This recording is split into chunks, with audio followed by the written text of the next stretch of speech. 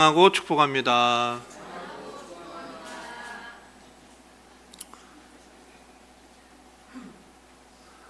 사랑하는 성도 여러분, 여러분 매일의 삶 속에서 승리를 경험하고 계십니까?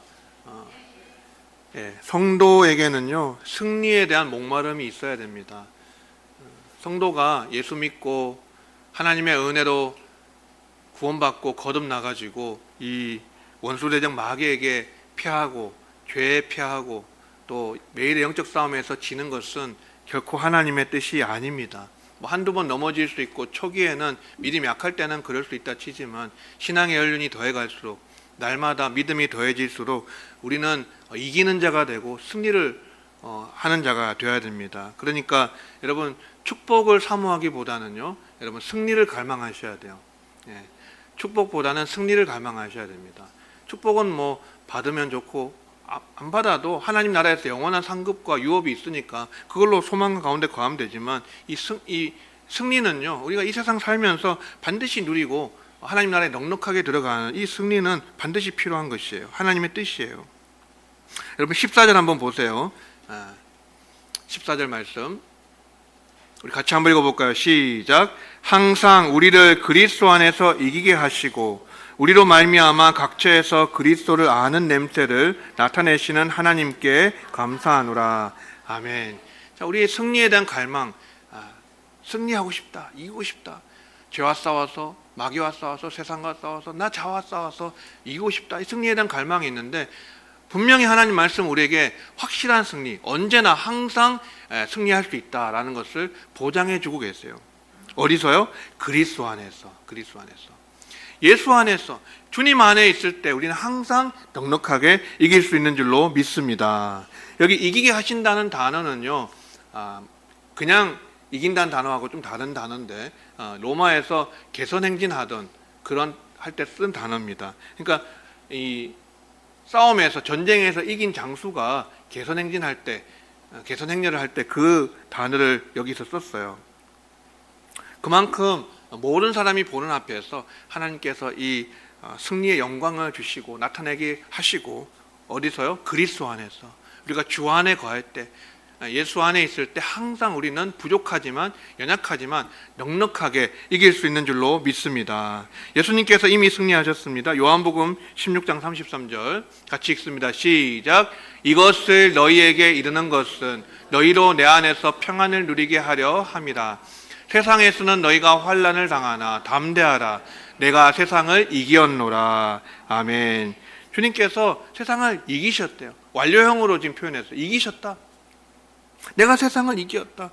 우리가 연약함에도 불구하고 마귀는 강하고 그런 대단하지만 우리는 연약하지만 우리가 이길 수 있는 이유는 무엇입니까? 바로 우리 주님께서, 우리가 믿는 주님께서 이미 승리하셨고 앞서가신 주님이 승리하셨기 때문에 우리가 주님을 따라가면, 주님의 길을 따라가기만 하면, 주님 안에만 거하면 우리는 예수님처럼 이길 수가 있다는 것이에요. 예수님께서 어떻게 이기셨습니까? 골로새서 2장 15절 통치자들과 권세들을 무력화하여 드러내어 구경거리로 삼으시고 십자가로 그들을 이기셨느니라. 아멘. 주님은 십자가로 이기셨대요. 십자가로 이기셨다. 그래서 우리도 자기 십자가를 지는 것이 이 비참하고 이 처량하고 그런 게 아닙니다. 자기 십자가 진다는 것은 우리가 주님을 위해서 죽는다는 거잖아요. 죽음을 각오한다는 것인데 자기 십자가를 지고 주님이 십자가 지셔서 우리를 구원하셨듯이 우리도 나에게 주어진 그 십자가를 내가 지고 죽음을 각오하고 주님을 따라가는 그 길은 실패하고 패하는 길이 아니라 지는 길이 아니라 그게 바로 이기는 길이다라는 것이에요. 십자가로 이긴다. 그리고요, 사도 바울은 로마서 8장을 보면은 굉장히 은혜가 넘치고 사랑이 충만하고 또 승리가 너무나도 확실하게 우리에게 보여주고 있는데 이 8장 35절부터 한번 보시겠습니다. 누가 우리를 그리스도의 사랑에서 끊으리요? 환난이나 곤고나 박해나 기근이나 적신이나 위험이나 칼이라. 기록된 바 우리가 종일 주를 위하여 죽임을 당하게 되며 도살당할 양같이 여김을 받았나이다 함과 같으니라. 아멘. 자, 여기 보면 마치 바울이 뭐라고 고백했냐면 우리가 도살당할 양같이 여김 받았다. 주를 위해서 죽임을 당한 양을 이렇게 잡는 것처럼 있잖아요. 칼로 이렇게 잡아서 이렇게 하는 것처럼, 도살하는 것처럼 주님께서 사실은 이미 세상 죄를 지고 가는 하나님의 어린 양으로서 피를 흘리시고 십자가에서 제물 되셨잖아요. 주님을 따라가는 성도의 삶도 마치 세상 사람들이 볼 때는 우리가 늘 죽임 당하는 것 같고 도살당할 양처럼 여김 받는 것처럼 그러한 정말로 환란이 있고 박해가 있고 우리에게는 그런 위협이 있고 공격이 있습니다. 하지만 그 다음 절 보세요. 같이 읽습니다. 시작. 그러나 이 모든 일에 우리를 사랑하시는 이로 말미암아 우리가 넉넉히 이기느니라. 아멘. 이기는데 넉넉히 이긴다요. 넉넉히. 죽을 것 같은데 죽지 않고 살고, 없는 것 같은데 모든 것을 가지고, 무명한 자 같은데 유명한 자고, 그게 바로 우리 성도의 이 참 역설과 같은 삶이에요. 넉넉히 이긴대요. 그러니까 압도적으로 이긴다. 압도적으로 적을 패배시킨다는 단어예요. 압도적으로 패배시킨다. 압도적으로 정복한다. 세상을 이기는 것은 이렇게 죄를 이기는 것은 마귀를 이기는 것은 그리스도 안에서만 가능하고 그리고 이렇게 그리스도의 사랑에서 우리를 끊을 수 없는 것처럼 하나님의 사랑 안에 우리가 있을 때 주의 우리를 사랑하시는 이로 말미암아서 그 사랑의 능력으로 우리가 넉넉히 압도적으로 이기고 승리할 수 있습니다. 또 하나는 믿음이에요. 요한일서 5장 4절 같이 읽습니다. 시작. 무릇 하나님께로부터 난 자마다 세상을 이기느니라. 세상을 이기는 승리는 이것이니 우리의 믿음이니라. 아멘. 세상을 이기는, 여기는 현재형으로 되어 있지만 원래는 이긴이라고 되어 있습니다. 과거형으로 되어 있어요. 세상을 이긴 승리가 바로 우리의 믿음이다라는 것이죠. 여러분, 그러니까 사랑과 믿음으로, 주의 사랑, 하나님의 사랑과 그리고 우리의 믿음으로 우리는 세상을 이기고 이기되 넉넉히 이기는 줄로 믿습니다. 이거는 우리가 과거에 이미 이긴 것도 있고요, 현재 이기는 이김도 있고, 마지막 장차 마지막 날에, 주님의 날에, 주님이 다시 오실 때, 그때 아마겟돈 전쟁이라든지 악의 세력들이 아주 온 세상을 그렇게 흔들고 하나님을 대적하고 어린 양을 대적하고 교회를 에워싸며 대적할 텐데, 우리가 요한계시록을 공부할 때 봤듯이요, 그때 완전한 승리를 또 하나님께서 약속하고 계십니다. 계시록 17장 14절 같이 읽습니다. 시작. 그들이 어린 양과 더불어 싸우려니와 어린 양은 만주의 주시오 만왕의 왕이심으로 그들을 이기실 터이요 또 그와 함께 있는 자들 곧 부르심을 받고 택하심을 받은 진실한 자들도 이기리로다. 아멘. 우리는 이미 믿음으로 승리했고, 예수님 믿는 것 자체가, 믿음으로 우리가 주님 앞에 나온 것 자체가 승리한 거예요, 여러분. 죄를 이기고 죄를 버리고, 그죠? 완전하진 않아도 죄악 세상과 결별하고 주님 앞에 나와서 믿음으로 결단하고 이 순례길을 가는 것 자체가, 시작한 것 자체가 이미 승리한 거예요. 그리고 현재도 우리를 사랑하시는 이로 말미암아서 우리가 도살당할 양처럼 여김을 받지만, 죽임을 당하는 것 같지만, 그러나 우리 현재도 넉넉하게 이기게 하시고, 그리고 앞으로 우리에게도 완전한 승리가 남아 있는데, 그것도 우리가 지금처럼 이렇게 믿음으로 걷고 주님을 따라가는 어린 양과 함께하면, 그죠? 그와 함께 있는 자들이 이긴다 그랬어요. 어린 양이 이기실 것이고 완전히 그들을 섬멸하고 완전히 멸절하실 것이고, 그 순간에 주님과 함께 있는, 그와 함께 있는 자들, 주님과 함께 동행하는 자들, 우리들도, 성도들도 반드시 이긴다라고 분명히 말씀하고 있습니다. 사랑하는 성도 여러분, 지금까지 믿음으로 이기셨고 지금도 사랑 안에 거함으로 이기시는 것처럼 앞으로도 주와 함께 영원히 동행함으로써 영원토록 승리하시는 우리 모든 성도님들 되시기를 주의 이름으로 축원합니다. 오늘 말씀의 제목이 그리스도의 향기와 편지인데요, 이 15절 말씀 보시면요, 같이 한번 읽어볼까요? 15절 16절 시작. 우리는 구원받는 자들에게나 망하는 자들에게나 하나님 앞에서 그리스도의 향기니 이 사람에게는 사망으로부터 사망에 이르는 냄새요 저 사람에게는 생명으로부터 생명에 이르는 냄새라. 누가 이 일을 감당하리요. 아멘. 자, 여기 왜 향기라는 표현이 왜 나왔느냐? 아까 제가 그리스도 안에서 항상 우리를 이기게 하신다라고 할 때 그 이긴다는 표현이 개선행렬이라 그랬죠. 개선행진. 로마의 장수가 전쟁에서 이겼을 때 아주 그 큰 도로 있잖아요. 모든 사람이 다 볼 수 있는 주 도로, 큰 도로를 그 말을 타고, 흰말을 타고 입성하면서요. 근데 그때 어떤 행사를 하냐면은 그 행렬 앞에 누구를 앞세우냐면요, 포로들, 전쟁에서 승리하고 그 적국 있죠. 패배시킨 적국의 포로들을 앞세우고요. 그 다음에 전쟁에서 얻은 전리품을 앞세우고 나서 가는 거예요. 예. 그러면서 이들이 어디로 가냐면 그들이 섬기던 주피터 신전으로 향해 가는데, 그 신전을 향해서 가면서 뭘 태우냐면 향품을 태워요. 향품. 이 향품을 태우면 이 향품에서 향기가 냄새가 나겠죠. 근데 그 냄새가 로마 장군의 그 승리를 환영하는 로마인들에게는 어떤 냄새일까요? 정복과 이 승리의 향기예요. 승리의 향기.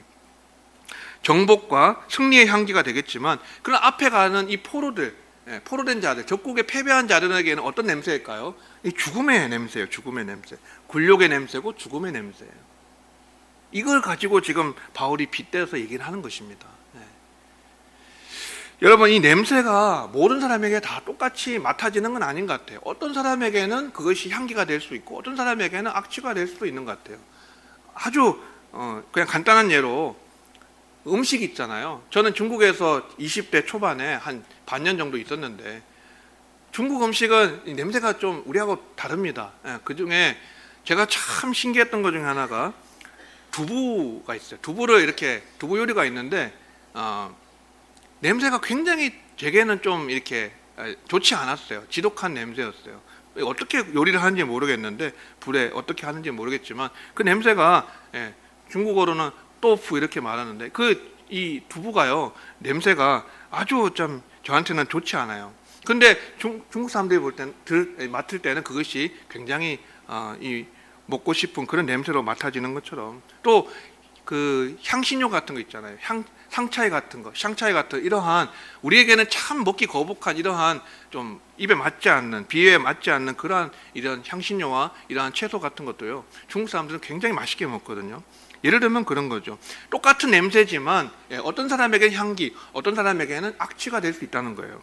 그건 뭐라고 얘기하죠? 이 사람에게는 사망으로부터 사망에 이르는 냄새고, 저 사람에게는 생명으로부터 생명에 이르는 냄새다 그랬어요.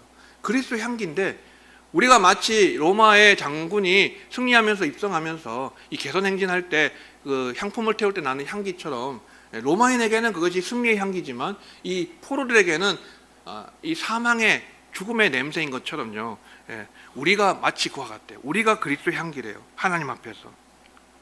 하나님께서 우리를 보실 때는, 예수 믿는 자들을 보실 때, 우리의 삶을 보실 때는 하나님께 향기로운 어떤 제물과도 같은 것이지만, 향기로운 냄새지만, 그러나 또 우리가 전하는 복음이요, 또 우리의 삶이 세상 사람들이 볼 때는 또 그렇게 향기롭지 않다는 것이에요. 그들에게는 사망으로부터 사망에 이르는 냄새다. 아이고 예수쟁이들, 또 쓸데없는 소리 하네. 그러면서 복음에 대해서 비방하고, 그 복음을 전해도, 생명의 복음을 전해도 우리에게는 복된 소식이지만 그들에게는 전혀 복된 소식이 아니더라는 것이에요. 듣기 싫고 거부하고 막 속에서 역겨운 그러한 반응을 일으키는 것은 그들에게는 그것이 향기가 아니라 어떤 사망에 이르는 냄새다라는 것이에요. 고린도전서 1장 18절에 보면요, 같이 읽습니다. 시작. 십자가의 도가 멸망하는 자들에게는 미련한 것이요 구원을 받는 우리에게는 하나님의 능력이라. 아멘. 자, 십자가의 도, 사도 바울은 그렇게 말했습니다. 고린도전서를 시작하면서 유대인은 표적을 구하고 헬라인은 지혜를 찾지만 우리는 십자가에 못 박힌 그리스도를 전한다. 십자가에 못 박힌 그리스도가, 그 복음이요, 이 유대인들이 들을 때는 아이고 하나님의 아들이 십자가에 피를 흘려 죽었다고, 아이고 거리끼는 것이에요. 멀리하고 싶은 거예요. 그리고 이 지혜를 좋아하던, 이 철학을 좋아하던 이 헬라인들이 들었을 때는 십자가에 못 박혔다라고 하는 이런 것들은 미련하게 보이는 거예요. 전혀 지혜로운 어떤 지식이 아닌 것이에요. 그러나 바울이 전한 이 십자가의 도가요, 결국은 우리를 구원하는 것이고, 또 그 복음을 받는 자들, 하나님이 택한 자들, 하나님께서 구원 주시기 작정한 자들에게는 그리스도가 하나님의 능력이고 하나님의 지혜다. 그렇게 바울이 그렇게 선포하잖아요. 그러니까 십자가 같이 미련해 보이는 것, 그러한 복음을 통해서 하나님은 우리를 구원하기를 기뻐하시고, 우리에게는 능력이 되지만 또 세상 사람들에게, 멸망을 당한 자에게는, 하나님의 선택을 받지 못하고 또 복음을 거부하고 순종하지 않는 자들에게는 그것이 미련한 것으로 보인다라는 것입니다. 17절 말씀 보시면요, 우리는 수많은 사람들처럼 하나님의 말씀을 혼잡하게 하지 아니하고 곧 순전함으로 하나님께 받은 것 같이 하나님 앞에서와 그리스도 안에서 말하노라. 아멘. 자, 이 우리가 그리스도의 향기다, 생명의 향기, 그 다음에 사망의 냄새, 이렇게 갈라지는 이 그리스도의 향기인데 누가 이 일을 감당하리요? 16절 끝에 그랬잖아요. 누가 이 일을 감당하리? 이 말은 누가 이 일에 적합하고 합당하냐 그 말이에요. 바울이 이 얘기를 왜 하냐? 지금 17절에 넘어와서 어떤 사람들은, 많은 사람들이 하나님 말씀을 순전하지 혼잡하게 했다라고 말하잖아요. 그 당시에 순회 전도자들이 있었어요. 많은 순회 전도자들이 있었어요. 근데 이 순회 전도자들은요, 어떻게 했냐면요, 어떻게 행세했냐면 추천서를 들고 다녔어요. 어떤 권위 있는 사역자의 추천서, 권위 있는 사역자의 명의로 된 추천서를 들고 다녔어요. 내가 이 사람의 추천을 받아서 너에게 왔다. 그러면서 돌면서 어느 지역을 다니면, 이 지역 저 지역을 다니면서 전도를 하는데, 근데 그들은요, 왜 추천서를 들고 왜 그렇게 했느냐면요, 이 추천서를 가지고 가면은 이 교회가 그들을 받을 때 또 섬겨야 될 의무가 있어요. 재정적으로 후원을 해줘야 되는 그러한 의무가 있었습니다. 그러다 보니까 이 사람들은 혼잡하게 했다는 말은 마치 행상인처럼 그렇게 행동했다는 것이죠. 행상인, 보따리 장수처럼 여기저기 다니면서 물건 파는, 이익을 챙기던 사람이었다. 하나님 말씀을 혼잡하게 했다. 순수하게 복음만 전한 게 아니고 구원하는 것이 목적이 아니라 그걸 통해서 추천서 들고 다니면서 숙식을 제공받고 재정적인 후원을 받으면서 돈벌이 했다라는 것이에요. 돈벌이 했다. 그와는 달리 바울은 어떻게 했어요? 순전함으로 했다. 순전함으로. 나는 진실함으로 했다. 하나님께 받은 것 같이 하나님 앞에서 했고 그리스도 안에서 너에게 말하고 복음을 전했다라는 것이에요. 바울의 이 복음 전파는요, 순수한 동기로 이루어졌다라는 것입니다. 그래서 1장 12절에 보시면 같이 한번 읽어볼까요? 시작. 우리가 세상에서 특별히 너희에 대하여 하나님의 거룩함과 진실함으로 행하되 육체의 지혜로 하지 아니하고 하나님의 은혜로 행함은 우리 양심이 증언하는 바니 이것이 우리에게 자랑이라. 아멘. 여기에 진실함이란 단어가 아까 이 순전함과 같은 단어입니다. 진실함으로 했다. 진실하게 했다. 예. 거룩함과 진실함으로 육체의 지혜로 하지 아니하였다. 육체의 지혜로.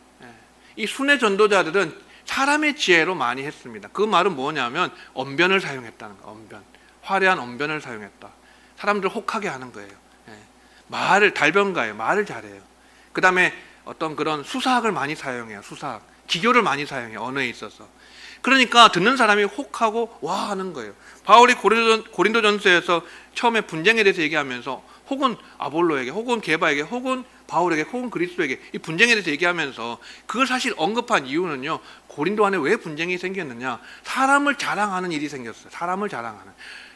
물론 아볼로를 지목해서 그렇게 말하고자 하면 아니었을 거예요. 다른 순회 전도자들 얘기했겠지만 아볼로가 그 안에 들어간 이유는요, 아볼로는 알렉산드리아에서 난 헬라인인데 이 사람은 굉장히 언변이 뛰어난 사람이었어요. 구변이 뛰어났어요.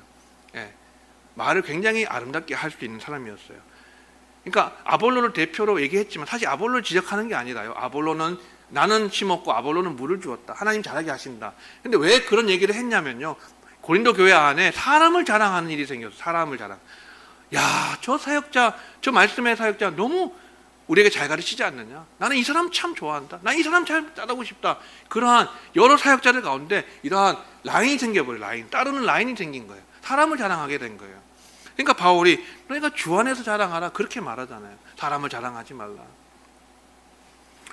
여러분, 이렇게 순회 전도자들이 추천서 들고 다니면서요, 이렇게 사람의 지혜로 언변을 사용해서, 수사학을 사용해서 사람들의 마음을 혹하게 해서 그렇게 재정적인 후원을 받고 돈을 챙기고 이익을 챙겼던 그들과는 나 다르다. 난 다르다. 나는 사람의 지혜로 하지 않고 어떻게 했어요? 하나님의 은혜로 했다. 이 말은 하나님이 주신 은사로, 선물로 감당했다는 것이에요. 하나님이 주신 것으로 내가 하려고 했다. 여러분, 바울에게 언변이 없었을까요? 바울에게 지혜가 없었을까요?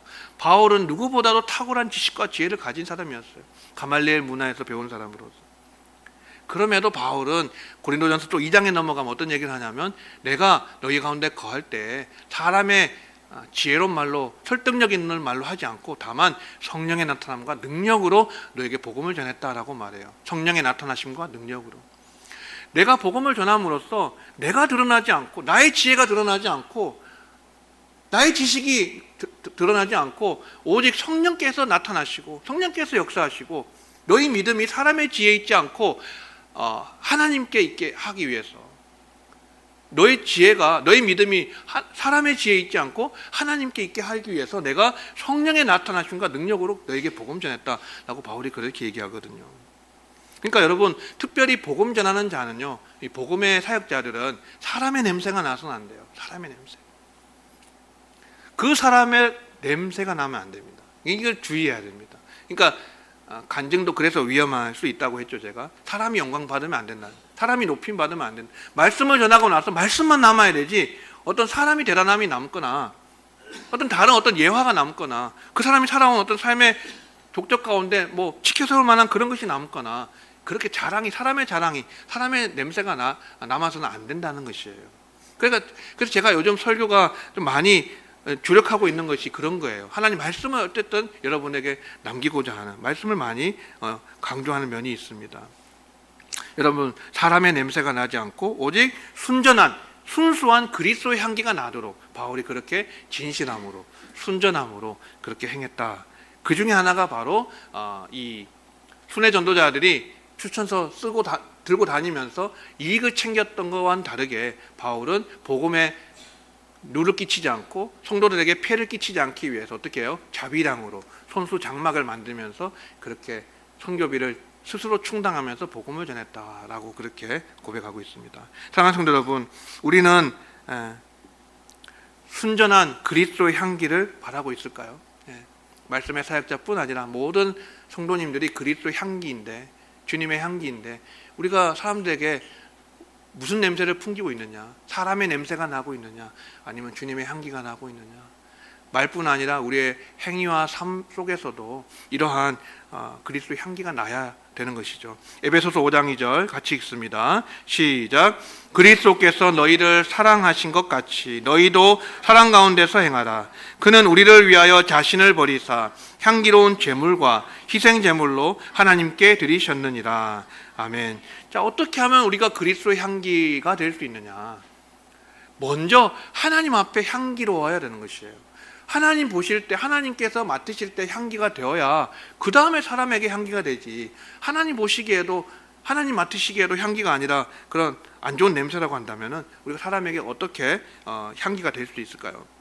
그러니까 바울이 뭐라고 말하죠?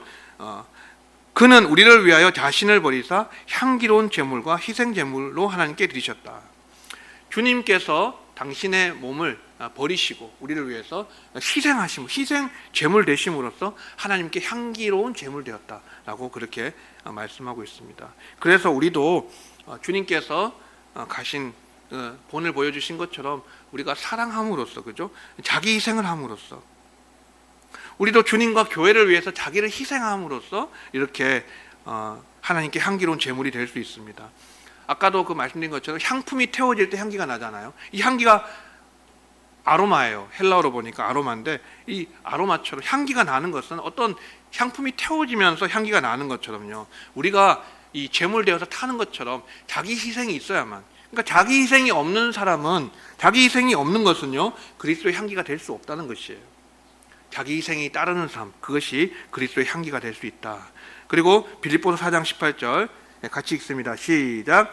내게는 모든 것이 있고 또 풍부한지라 에바브로디도 편에 너희가 준 것을 받음으로 내가 풍족하니 이는 받으실 만한 향기로운 제물이요 하나님을 기쁘시게 한 것이라. 아멘.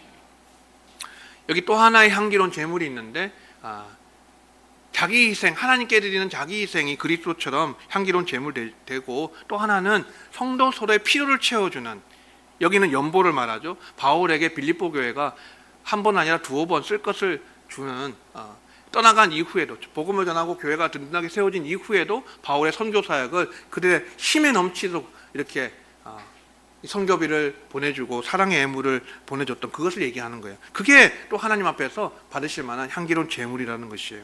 하나님을 기쁘시게 한 것이다. 결국 성도 서로의 필요를 채워주는 어떤 그런 사랑의 수고 감당하는 것. 저분에게 참 이것이 필요한데 궁핍한데 내가 좀 보충해 줘야 되겠다, 내가 좀 섬겨 드려야 되겠다 하는 그러한 성도 서로의 섬김이 있잖아요. 서로 필요를 채워주는 것, 그것이 또 하나님 앞에서 받으실 만한 향기로운 제물 된다는 것입니다. 결국은 예수님께서 내가 너희를 사랑한 것 같이 너희도 서로 사랑하라 라고 하시는 말씀을 따라서요, 성도가 서로를 섬기고 또 자기를 희생함으로써 사랑 가운데서 행할 때 우리는 하나님께서 기쁘게 받으실 만한 향기로운 제물되고 또한 세상 가운데 그리스도의 향기로 아름다운 향기를 낼 수 있는 그러한 사람이 될 수 있습니다. 여러분, 자기 희생과 서로를 섬김으로써 사랑의 수고를 통해서 그리스도의 향기를 바라시는 복된 삶이 되시기를 주의 이름으로 축원합니다. 그 다음에 3장 1절로 넘어가서 그리스도의 편지를 보겠습니다. 우리가 다시 자천하기를 시작하겠느냐? 우리가 어찌 어떤 사람처럼 추천서를 너희에게 붙이거나 혹은 너희에게 받거나 할 필요가 있느냐? 예. 이 추천서 얘기가 나왔죠. 아까 이 말씀을 혼잡하게 했던 순회 전도자들 추천서 들고 다니면서, 그러면서 이 사람들이 자기들만 이익 챙긴 게 아니라요, 바울의 사도권을 공격을 했어요. 아주 심하게. 바울 한번 봐라. 바울이 너희에게서 무슨 공개를 받느냐, 대접을 받느냐, 받을 만하냐, 바울을 한번 봐라. 바울에게 무슨 추천서가 있더냐라고 공격한 거예요. 바울이 진짜 사도가 맞느냐 확인해봐라. 의심을 일으키고 그리고 공격을 했습니다. 그러니까 이 고린도 교회가 믿음이 연약하니까 많은 바울이 세운 교회 중에서 가장 믿음이 약하고 문제가 많았던 교회 중에 하나가 바로 이 고린도 교회인데, 바로 바울에게서 의심이 생겨버렸어요. 진짜 그런가? 자기들에게 복음을 전해준 사람이 바울인데, 복음을 전해서 자기들로 하여금 예수님을 믿게 인도한 사람이 바울인데 그거 잊어버리고요, 그 순회 전도자들 말빨이 화려한 그 사람들 말에 넘어가가지고 바울의 사도권을 의심하니까 바울이 할 수 없이 부득불 자기의 사도권을 변호하는, 이게 고린도전서와 고린도후서입니다. 특별히 고린도후서가 바울이 자신의 사도권을 변호하는 참 가슴 아픈 편지입니다. 여러분, 참 이 생각해 보세요. 바울의 입장 한번 생각해 보세요. 만약에 로마 교회처럼 아직도 가기도 전에, 이르기도 전에 보지도 않았던 교회를 향해서 사도권을 변증해야 된다, 변호해야 된다면 그럴 수도 있겠다 생각하지만, 직접 바울이 아굴라와 브리스길라와 함께 장막을 만들면서 그렇게 자비당으로 사역하면서 그걸 다 보고도, 고린도 교회 성도들을 그 복음 전에서 교회를 세웠는데도 불구하고, 그걸 다 봤음에도 불구하고 이들이 사도권을 의심하고 공격하니까 그들에게 자기가 친히 복음을 전해서 복음으로서 낳은 영적 아버지로서 복음으로서 낳은 그 자녀들과 같은 이들에게, 성도들에게 자기의 사도권을 이 변호해야 된다는 그 한번 생각해 보세요. 얼마나 처참합니까? 그러니까 바울이 부득불 자랑한다 그래요. 바울은 원래 자랑하는 사람이 아니에요. 근데 나중에 가면 11장에 넘어가면 내가 부득불 자랑한다 그러면서, 내 자랑이 무엇이냐? 수고하고 눈물 흘리고 자지 못하고 깨어지고 배가 파선하고 깊은 가운데 거하고 또 태장으로 맞고 돌에 침을 당하고 이런 걸 자랑해요. 연약한 걸 자랑해요. 이 바울의 마음, 여러분 한번 생각해 보면서 이거 읽어보세요. 2절 한번 보시면요, 너희는 우리의 편지라 우리 마음에 썼고 무사람이 알고 읽는 바라. 아멘. 바울이 그래서 뭐라고 말합니까? 왜 우리에게 추천서를 요구하느냐? 너희가 우리의 추천서지 않느냐? 너희가 우리의 편지지 않느냐? 그 말이에요. 너희를 보면 너희가 곧 내가 복음을 전해서 복음을 증거해서 낳은 자녀들이고 열매들인데, 맺은 열매들인데, 너희가 추천서인데 무슨 다른 추천서를 너희에게 붙이거나 너희에게서 받을 필요가 뭐가 있겠느냐? 바울이 답답한 마음을 토로하고 있습니다. 3절에 나아가면요, 같이 읽습니다. 3절 시작. 너희는 우리로 말미암아 나타난 그리스도의 편지니 이는 먹으로 쓴 것이 아니요 오직 살아계신 하나님의 영으로 쓴 것이며 또 돌판에 쓴 것이 아니요 오직 육의 마음판에 쓴 것이라. 아멘. 자, 너희가, 고린도 교회 성도들아, 너희가 우리의 편지다, 추천서다라고 말하면서 한 걸음 나아가서 바울은 너희가 그리스도의 편지다, 우리로 말미암아 나타났다는 말은 우리의 섬김으로써 되어진 써진 편지다라는 뜻이에요. 바울의 그 눈물의 수고로 섬겼던 그 열매로 거두어졌던 이 고린도 교회 성도들이 바로 우리의 편지일 뿐 아니라, 바울의 편지요 추천서일 뿐 아니라 그리스도의 편지고 그리스도의 추천서다. 주님께서 이 그리스도의 편지란 말은요, 그리스도께서 주님께서 바울이 내 종이다라고 추천해 준다 그 말이에요. 너희가 바로 그리스도께서 나를 너희 가운데 사도임을 증명해 주는 사도적 권위를 인정해 주는 바로 추천서가 바로 너희다라는 그 뜻이에요. 그래서 이 바울은 이 자랑할 것이 없고 자랑하지 않았고, 다만 이 성령의 능력으로 변화된 성도의 삶, 그것이 참 귀한 열매로 생각했고 그것이 편지다라고 말했습니다. 성령의 능력으로 변화된 성도의 삶이 곧 바울의 사도됨을 증명하는 그리스도의 추천서고 편지다라는 것입니다. 자, 여기서 한 번 더 나아가서 적용을 하면 결국 우리는 그리스도의 편지라고 하셨는데 주님의 편지다라는 것이죠. 주님께서 쓰시는 편지고 추천서다. 우리 세상 가운데 서로에게, 모든 사람에게 그리스도의 편지다라는 것이죠. 우리가 그리스도의 편지가 되기 위해서는 무사람이 알고 읽는 바라, 그렇죠? 사람들이 우리를 알고 읽으면서 누구를 읽냐면 그리스도를 읽는다는 것이에요. 그리스도의 편지가 되기 위해서 우리는 어떻게 해야 되냐면 첫 번째는 변화된 삶이 필요합니다. 고린도전서 6장 11절, 너희 중에 이와 같은 자들이 있더니 주 예수 그리스도의 이름과 우리 하나님의 성령 안에서 씻음과 거룩함과 의롭다 하심을 받았느니라. 아멘. 이 말은 왜 나왔느냐? 바울이 고린도교의 많은 문제 가운데 음행의 문제 다루고 그 다음에 세상 법정에 소송하는 문제를 다뤄요. 이러한 얘기를 질책하면서 너희 가운데 이와 같은 자들이 있었다. 음행한 자도 있었고 또 서로 세상 법정에 소송한 자들도 있었고 하나님의 이름을 그렇게 실추시킨 자들이 있었지만, 그러나 너희 중에 이와 같은 자들이 있었지만 이제는 회개하고 돌아서서 주님의 이름으로 또 성령 안에서 씻음과 거룩함과 의롭다 하심을 받았다. 변화되었다라는 것을 얘기해요. 그래서 우리는 그리스도의 편지가 되기 위해서 세상 가운데 주님을 나타내는 그들이 우리로 하여금 삶을 보면서 그리스도를 읽을 수 있으려면요, 우리의 변화된 삶이 반드시 있어야 된다라는 것이에요. 변화된 삶이 첫 번째고요. 두 번째는 말씀으로 늘 새로워지는 마음입니다. 예레미야 31장 33절 같이 한번 읽어봅니다. 시작. 그러나 그날 후에 내가 이스라엘 집과 맺을 언약은 이러하니 곧 내가 나의 법을 그들의 속에 두며 그들의 마음에 기록하여 나는 그들의 하나님이 되고 그들은 내 백성이 될 것이라. 여호와의 말씀이니라. 아멘. 자, 바울이 고린도후서 지금 3장 이후의 본문을 보면 뭘 얘기하냐면 새 언약의 일꾼을 얘기해요. 새 언약을 얘기해요. 아까도 마음의 돌판에 기록한 것이지, 이런 그런 그냥 돌판이 아니라 마음의 신비에 기록했다 그랬잖아요. 돌판에 쓴 것이 아니라 육의 마음판에 쓴 것이다. 마음판에 썼다라고 얘기하면서 이 돌판은 뭘 얘기하냐면 모세가 하나님께 받은 그 율법의 돌판, 두 돌판을 얘기하는 거예요. 그러니까 옛 언약과 새 언약을 비교하면서 이렇게 논쟁을 이어가는데, 이 새 언약은 예레미야나 에스겔이 이미 예언한 대로 하나님의 말씀, 하나님의 법을 어디에 새기냐면 돌판에 새기는 것이 아니라 우리의 마음에 새긴대요. 새 언약은 예수 그리스도의 피로 맺어진 언약인데 모든 민족, 유대인뿐 아니라 모든 이방인들과도 맺으신 그리스도의 피로 맺으신 언약인데, 그때는 성령을 우리에게 주셔서 우리 마음에 거하게 하심으로써 하나님 말씀을 우리 마음에 새기신다는 마음에. 그래서 여러분, 우리는 구약의 성도들보다 훨씬 더 뛰어난 면이 바로 그런 것입니다.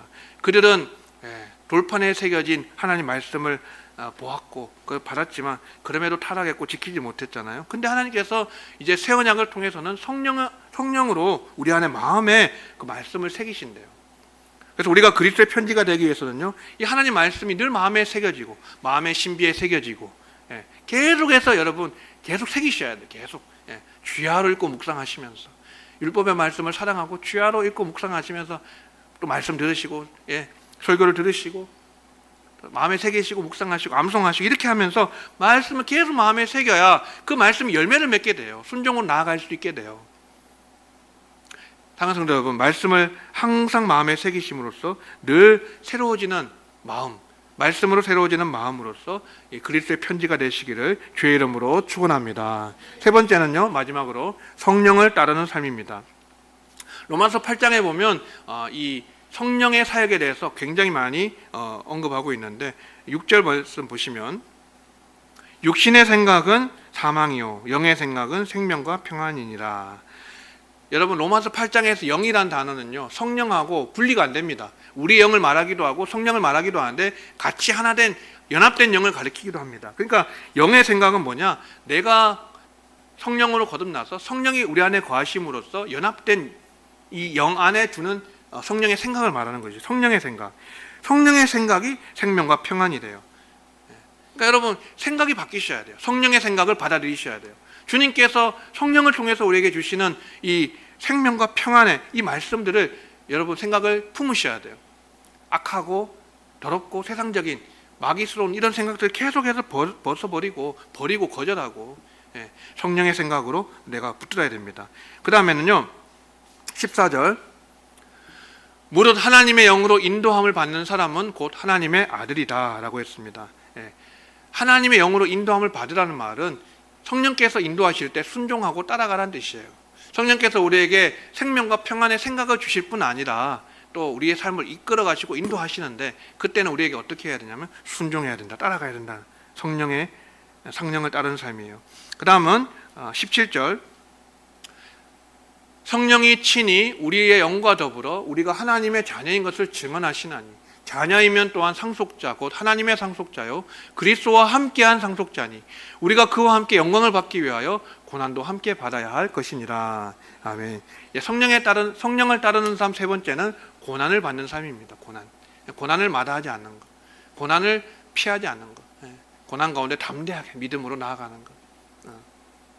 고난도 함께 받아야 우리가 영광 가운데 이룰 수 있기 때문에 고난을 받는 것이 성령을 따르는 삶이고 마지막으로 기도입니다. 에베소서 6장 18절 같이 읽습니다. 시작. 모든 기도와 간구를 하되 항상 성령 안에서 기도하고 이를 위하여 깨어 구하기를 항상 힘쓰며 여러 성도를 위하여 구하라. 아멘. 성령을 따르는 삶 마지막은요 기도예요. 기도. 제가 요즘 신방을 통해서나 또 설교를 통해서 늘 강조점이 이 기도에 있는데 여러분 이거는 아무리 강조해도 지나치지는 않는 것 같아요. 바울이요 지혜가 없고 지식이 없어서 순회 전도자들처럼 말을 화려하게 언변을 화려하게 무슨 논문 쓰듯이 그러한 혹할 수 있는 그런 대단한 얘기를 할 수가 없어서 늘 서신 끝에마다 기도하라 이렇게 강조했겠어요? 바울이 할 말이 없어서? 바울이 지혜가 없고 지식이 짧아서 그렇게 했겠습니까? 아니라는 것이. 바울이 능력이 없어서도 아니에요. 바울이 왜 서신마다 꼭 기도를 강조합니까? 모든 기도와 간구를 하되 항상 성령 안에서 기도하고 성령 안에서 기도한다는 것은요 때와 장소를 가리지 않고 무시로 기도하기 위해서 성령 안에서 늘 기도하는 것도 말하지만 성령 안에서라는 말은 성령을 따라서 기도하라는 것이에요. 성령이 친히 말할 수 없는 탄식으로 우리를 위해서 친히 간구하신다, 중보하신다 그랬잖아요. 그 성령의 뜻을 따라서 우리가 기도해라 라는 것을 얘기하는 것기도 합니다. 여러분 바울이 지식과 지혜와 능력이 없어서 기도를 그렇게 많이 강조하고 얘기한 거 아닙니다. 할 얘기가 없어서 아닙니다. 기도 외에는 이런 유가 나갈 수 없다. 주님도 말씀하셨는데 기도에 신비와 능력이 있기 때문에 그것을 그렇게 강조한 것입니다. 사랑하는 성도들 말씀 맺겠습니다. 그리스도의 향기와 편지인데요. 우리는 그리스도 하나님 앞에서 그리스도의 향기고 또 세상 가운데 예수님을 드러내고 전하는 그리스도의 편지인데요. 이런 말이 있잖아요. 우리는 성경을 읽지만 세상 사람들은 우리를 읽는다.